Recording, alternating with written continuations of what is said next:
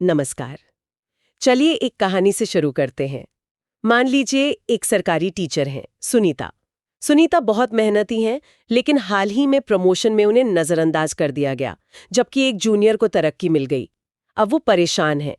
उसी हफ्ते उन्होंने बड़ी मुश्किल से पैसे जोड़कर एक नया फ्रिज खरीदा और वो 1 महीने में ही खराब हो गया। कंपनी वाले रोज टालमटोल कर रहे हैं।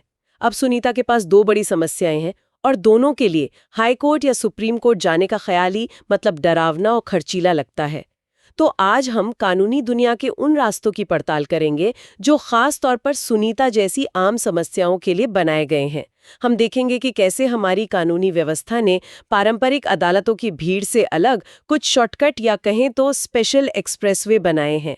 हमारे सामने जो स्रोत हैं, उनकी मदद से हम इन रास्तों को समझेंगे, सरकारी नौकरी के विवादों से लेकर खराब सामान की शिकायतों तक। मकसद है ये जानना कि न्याय पाने के लिए हमेशा लंबा और मुश्किल रास्ता अपनाना जरूरी नहीं है। तो सबसे पहले सुनीता की नौकरी वाली समस्या को लेते हैं। प्रमोशन में नाइंसाफी, ये एक सर्विस मैटर है। आमतौर पर लोग सोचेंगे कि इसके लिए तो सिविल कोर्ट या हाई कोर्ट जाना पड़ेगा, जिसमें सालों लग जाएंगे। यहीं पर तस्वीर में आता है केंद्रीय प्रशासनिक अधिकरण यानी कैट। बिल्कुल। कैट का जन्म ही एक तरह से इसी सोच के साथ हुआ था। 1985 में सरकार ने महसूस किया कि सरकारी कर्मचारियों के मामले, भर्ती, प्रमोशन, ट्रांसफर, पेंशन, इनकी संख्या इतनी ज्यादा है कि अगर ये सब भी हाई कोर्ट में जाने लगें तो वहां दूसरे जरूरी मामले सुनने का वक्त ही नहीं बचेगा। अच्छा। तो संविधान के अनुच्छेद 323A का इस्तेमाल करके संसद ने एक कानून बनाया और इन ट्राइब्यूनल्स को स्थापित किया। इनका एक ही मकसद था, सरकारी कर्मचारियों के मामलों का तेजी से और असरदार तरीके से निपटारा करना। और इनकी बनावट भी पारंपरिक अदालतों जैसी नहीं है, है ना? मैंने पढ़ा कि इसमें जजों के साथ साथ प्रशासनिक अधिकारी भी होते हैं।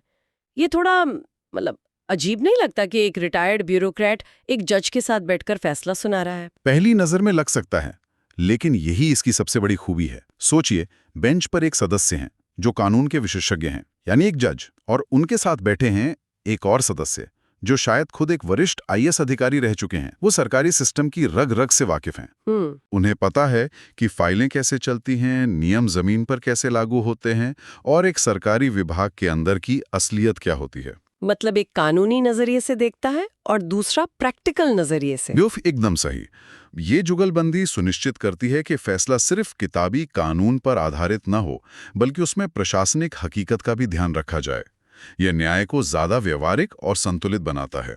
लेकिन यहाँ एक सवाल उठता है, अगर बेंच पर एक पूर्व टॉप ब्यूरोक्रेट बैठा है, तो क्या इस बात का खतरा नहीं है कि वो सिस्टम या सरकार की तरफ थोड़ा झुकाव रखे? क्या एक कर्मचारी को उस सिस्टम के पूर्व सदस्य के खिलाफ निष्पक्ष सुनवाई मिल पाएगी? ये एक बहुत वाजिब चिंता है और सिस्टम बनाते वक्त इस पर सोचा गया था। इसीलिए न्यायिक सदस्य की मौजूदगी इतनी जरूरी है। न्यायिक सदस्य का काम ही ये देखना है कि कानून के सिद्धांतों, निष्पक्षता और प्राकृतिक न्याय का पूरी तरह पालन हो। साथ ही ये प्रशासनिक सदस्य भी अपने लंबे करियर के बाद आते हैं और उनकी प्रतिष्ठा दांव पर होती है। ज्यादातर मामलों में उनका अनुभव सिस्टम की कमियों को पकड़ने में मदद करता है, न कि उन्हें छिपाने में। अच्छा, ये एक तरह का चेक एंड बैलेंस है। समझ गई। ये उसी बड़ी सोच का हिस्सा लगता है जहां न्याय को और ज्यादा स्पेशलाइज्ड बनाया जा रहा है। जैसे हमारे स्रोतों में मुख्य न्यायमूर्ति PN भगवती के सामाजिक न्यायपीठ के विचार का भी जिक्र है। हाँ, ये बिल्कुल उसी फिलॉसफी का हिस्सा है। विचार ये है कि हर तरह के केस के लिए एक ही तरह की अदालत कारगर नहीं हो सकती। पर्यावरण से जुड़े मामलों के लिए आपको ऐसे जज चाहिए जिन्हें पर्यावरण कानून की गहरी समझ हो। सही बात है। सरकारी कर्मचारियों के मामलों के लिए आपको ऐसे लोग चाहिए जो सर्विस रूल्स को समझते हों। इसीलिए national green tribunal, NGT, CAT या आर्म्ड फोर्सेस ट्रिब्यूनल जैसे विशेष मंच बनाए गए हैं। मतलब वन साइज फिट्स ऑल वाला फॉर्मूला नहीं। ये सही काम के लिए सही औजार वाला नजरिया है। ठीक है, तो कैट एक स्पेशल अदालत है, लेकिन इसे भी न्याय के कुछ बुनियादी नियमों का तो पालन करना ही पड़ता होगा। ऐसा तो नहीं हो सकता कि वो अपनी मनमर्जी से काम करे। यहाँ पर हमारे स्रोतों में कुछ बहुत भारी भरकम लैटिन शब्द आते हैं जो सुनने में डरावने लगते हैं। हाँ, कानून की दुनिया लैटिन से भरी पड़ी है, लेकिन इनका मतलब बहुत सीधा और सरल है। ये वो सुनहरे नियम है जिन पर कोई भी निष्पक्ष न्याय व्यवस्था टिकी होती है। सबसे पहला और सबसे जरूरी है ऑडी ऑल्टरम पार्टेम, जिसका मतलब है दूसरे पक्ष को भी सुनो। बिल्कुल, कहानी का दूसरा पहलू हमेशा सुनो। आप किसी पर इल्जाम लगाकर उसे सीधे सजा नहीं दे सकते। उसे अपनी बात रखने, सफाई देने, सबूत पेश करने का पूरा मौका मिलना ही चाहिए। अगर ये मौका नहीं दिया गया तो वो फैसला नहीं, एक तरफा हुक्म होगा। ये हर अदालत, हर ट्रिब्यूनल, हर जांच कमेटी पर लागू होता है। ठीक है, ये तो समझ आता है। लेकिन आगे दो और हैं जो मुझे हमेशा कंफ्यूज करते हैं, ऑट्रेफॉइस एक्विट और ऑट्रेफॉइस कॉन्विक्ट। ये एक ही सिक्के के दो पहलू जैसे लगते हैं। क्या हमें वाकई इन दो अलग-अलग शब्दों की जरूरत है? बहुत अच्छा सवाल है। असल में ये दोनों एक बड़े और सरल सिद्धांत से निकलते हैं, जिसे कहते हैं नॉन बिस इन ईडम। नॉन बिस इन ईडम, इसका मतलब क्या हुआ? इसका मतलब है एक ही चीज के लिए दो बार नहीं। इसे एक वीडियो गेम की तरह समझिए। नॉन बिस इन ईडम गेम का मुख्य नियम है, आप एक ही बॉस से दो बार लड़ने के लिए मजबूर नहीं किए जा सकते अगर आप एक बार जीत या हार चुके हैं। अच्छा। अब ऑट्रेफॉइस एक्विट और ऑट्रेफॉइस कॉन्विक्ट वो खास मूव्स या बटन हैं जो आपका कैरेक्टर गेम में इस्तेमाल करता है। अच्छा, ये दिलचस्प है। तो ऑट्रेफॉइस एक्विट कौन सा बटन है? ऑट्रेफॉइस एक्विट वो बटन है जब आप कहते हैं, अरे मैं इस बॉस को पहले ही हरा चुका हूं और मुझे विजेता घोषित किया जा चुका है, तुम मुझे इससे दोबारा नहीं लड़वा सकते। हाँ। कानूनी भाषा में एक अभियुक्त अदालत से कहता है कि जिस अपराध का मुझ पर आज आरोप है उसी के लिए मुझ पर पहले मुकदमा चला और मैं बरी एक्विट हो चुका हूं। और ऑट्रेफॉइस कॉन्विक्ट हुआ कि मैं इस बॉस से पहले ही हार चुका हूं और अपनी सजा भुगत चुका हूं, तुम मुझे उसी हार के लिए दोबारा सजा नहीं दे सकते। परफेक्ट। ऑट्रेफॉइस कॉन्विक्ट में अभियुक्त कहता है कि मुझे इसी अपराध के लिए पहले ही दोषी ठहराकर सजा दी जा चुकी है। तो यह एक ही सिद्धांत नॉन बिस इन ईडम को लागू करने के दो कानूनी तरीके हैं। और ये कोई मामूली नियम नहीं होगा। बिल्कुल नहीं। ये हमारे संविधान के अनुच्छेद 20(2) के तहत एक मौलिक अधिकार है, जिसे दोहरे दंड से संरक्षण कहते हैं। तो सुनीता की कहानी पर वापस आते हैं।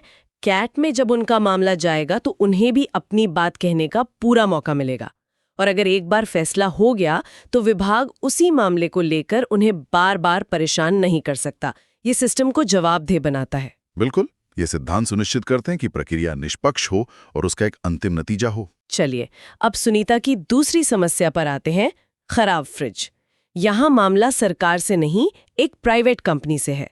यहाँ तो कैट काम नहीं आएगा, और कंपनी तो बहुत बड़ी है, सुनीता अकेली है। ऐसे में क्या कोई ऐसा रास्ता है जहाँ बात बराबरी पर हो, जहाँ समझौता हो सके? हाँ, और हमारी कानूनी व्यवस्था में इसके लिए एक बहुत ही खूबसूरत और असरदार मंच है, लोक अदालत। जैसा कि नाम से ही जाहिर है, लोगों की अदालत। ये गांधीवादी सिद्धांतों पर आधारित है, जहां मकसद किसी एक को जिताना या हराना नहीं, बल्कि दोनों पक्षों के बीच सुलह करवाना है। तो ये एक तरह की पंचायत हुई? आप कह सकती हैं, लेकिन इसे कानूनी मान्यता प्राप्त है।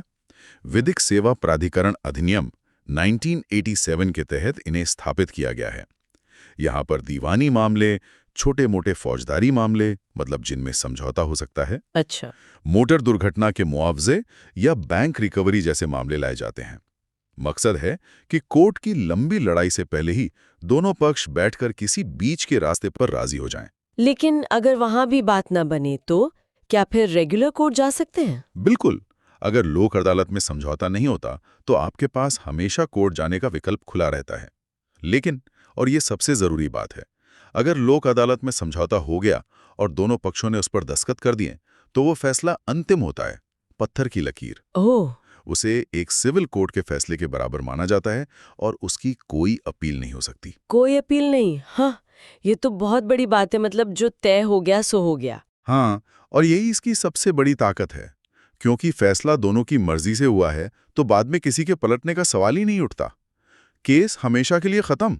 इससे समय, पैसा और ऊर्जा तीनों की बचत होती है। मुझे एक आंकड़ा मिला जिसने मुझे सच में चौंका दिया। दिल्ली में पहली लोक अदालत अक्टूबर 1985 में लगी थी, और उसने एक ही दिन में मोटर दुर्घटना मुआवजे के 150 मामले निपटा दिए थे। एक दिन में 150 केस? ये कैसे मुमकिन है? क्या वो बस फटाफट चेक बांट रहे थे या वाकई में कोई न्याय हो रहा था? ये आंकड़ा सिर्फ एक आंकड़ा नहीं है, ये न्याय के बारे में हमारी सोच को चुनौती देता है। ये हमें बताता है कि बहुत से लोगों के लिए न्याय का मतलब एक लंबी कानूनी लड़ाई में सैद्धांतिक जीत हासिल करना नहीं है। उनके लिए न्याय का मतलब है एक त्वरित, निष्पक्ष और अंतिम समाधान। इन 150 मामलों में लोग सालों से मुआवजे के लिए भटक रहे थे। लोक अदालत ने बीमा कंपनियों और पीड़ित परिवारों को एक मेज पर बिठाया, एक सम्मानजनक राशि पर सहमति बनवाई और मामला वहीं रफा दफा कर दिया। वाह! असली जादू सहमति और अंतिम होने में है। यही चीज 10 साल की अदालती लड़ाई से ज्यादा शक्तिशाली हो सकती है। तो लोक अदालत समझौते का रास्ता है, लेकिन क्या हो अगर सुनीता की फ्रिज वाली कंपनी समझौते के लिए तैयार ही न हो? वो एक बड़ी कंपनी है, वो क्यों एक अकेली ग्राहक से समझौता करने में दिलचस्पी लेगी? ऐसे मामलों के लिए क्या कोई और व्यवस्था है जहां ग्राहक को ज्यादा ताकत मिले? बिल्कुल है, और इसी जरूरत को पूरा करने के लिए 1986 में एक क्रांतिकारी कानून बनाया गया, उपभोक्ता संरक्षण अधिनियम। इस कानून ने माना कि बाजार में एक ग्राहक और एक बड़ी कंपनी के बीच ताकत का संतुलन बराबर नहीं होता। सही बात है। इसलिए ग्राहकों के हितों की रक्षा के लिए एक अलग विशेष न्यायिक प्रणाली की जरूरत है। और इसी से बने हमारे कंज्यूमर फोरम्स, है ना?